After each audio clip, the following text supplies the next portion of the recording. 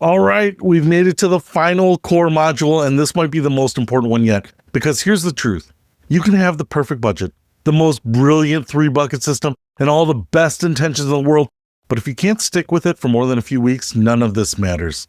So let's talk about how to make budgeting a habit instead of a chore. And spoiler alert, it's not about becoming some sort of financial robot who tracks every penny and color codes spreadsheets. Let me tell you about 2 people I know. Person A checks their budget every single day. They categorize every expense immediately, reconcile their accounts to the penny, and have 17 different spreadsheets tracking every aspect of their financial life. Person B checks their budget once a week, eyeballs their spending, and keeps their financial tracking so simple they could do it on a napkin. Guess which one is still using their budget a year later? And if you guessed person B, you'd be absolutely right. Person A burned out after about 6 weeks and now just hopes for the best. The secret to making budgeting stick isn't perfection, it's consistency. And consistency comes from making it so easy that you can't fail. So let's start with how often you should actually check your budget. The answer might surprise you, way less than you think. If you're checking your budget every day, you're doing it wrong. If you're checking it once a month, you're also probably doing it wrong.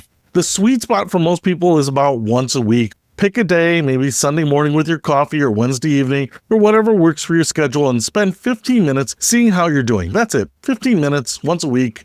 What you do in those 15 minutes, 3 things. First, check how much money you have left in each of your 3 buckets for the rest of the month. Second, see if you're on track or if you need to adjust anything. And third, plan any bigger expenses coming up in the following week. That's your weekly budget check-in. No complicated analysis, no guilt trips about what you spend money on, and no reorganizing your entire financial life. Just a quick how are we doing and what's coming up next.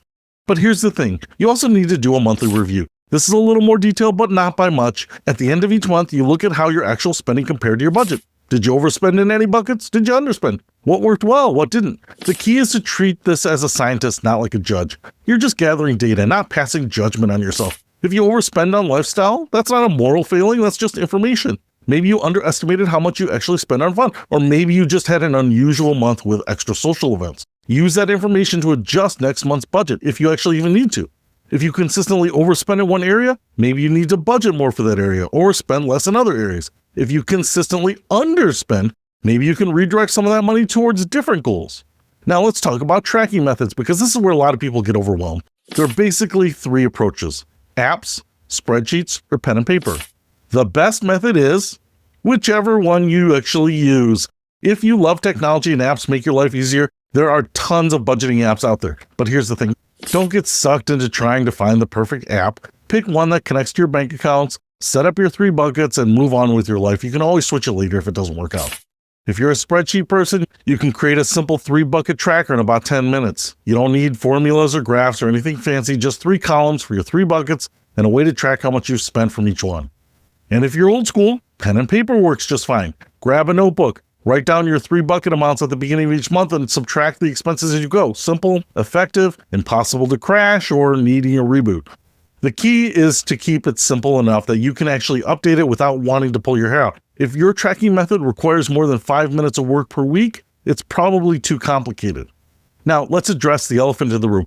What happens when you mess up? And you will mess up, because everyone messes up. You'll overspend one month or forget to track something, or have a week where you just don't want to think about money at all. Here's what you don't do. You don't give up on the whole system because you had a bad week. You don't start over from scratch because you overspent on lifestyle. You don't beat yourself up for being human. Here's what you do. You adjust and move on. Overspent this month? Figure out where that money came from and plan to spend less next month, or adjust your budget to be more realistic. Forget to track for a week? Catch up as best you can and keep going. Had a month where everything went wrong? Start fresh next month. The goal is to never make mistakes. It's to make mistakes that don't derail your entire financial life. Your budget should be flexible enough to handle real life, because real life is messy and unpredictable.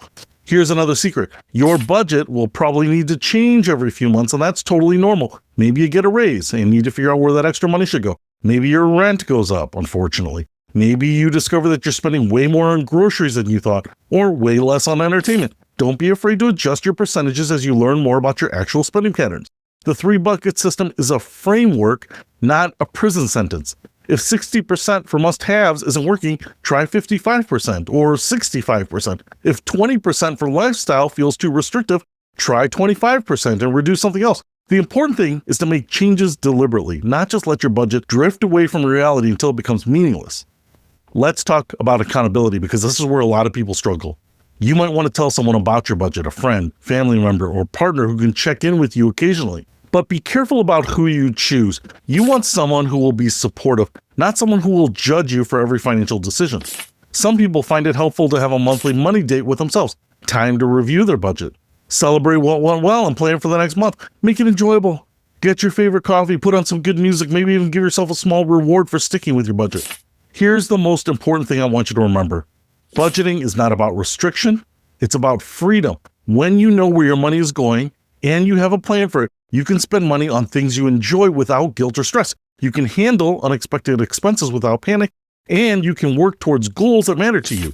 A good budget doesn't feel like a diet. It feels like having a plan, and having a plan feels like being in control of your life instead of just reacting to whatever happens. So here's your final assignment. Choose your tracking method and your weekly check-in date. Set up your 3 buckets if you haven't already, and then give yourself permission to be imperfect at this while you're learning. Remember, the best budget isn't the most detailed budget or the most restrictive budget. It's the budget that you actually stick to. And now that you have all the tools you need to create a budget that works for your real life and not some fantasy version of your life, you can actually sit back and enjoy life. So now you're officially a person who knows how to handle their money, and that's a skill that will serve you well for the rest of your life. So congratulations on completing these core modules. If you want to dive deeper into any of these topics, check out the bonus modules. And remember, you're not trying to be perfect. You're just trying to be better than you were yesterday. So go forth and budget like the financially responsible adult you've become. I'll see you later.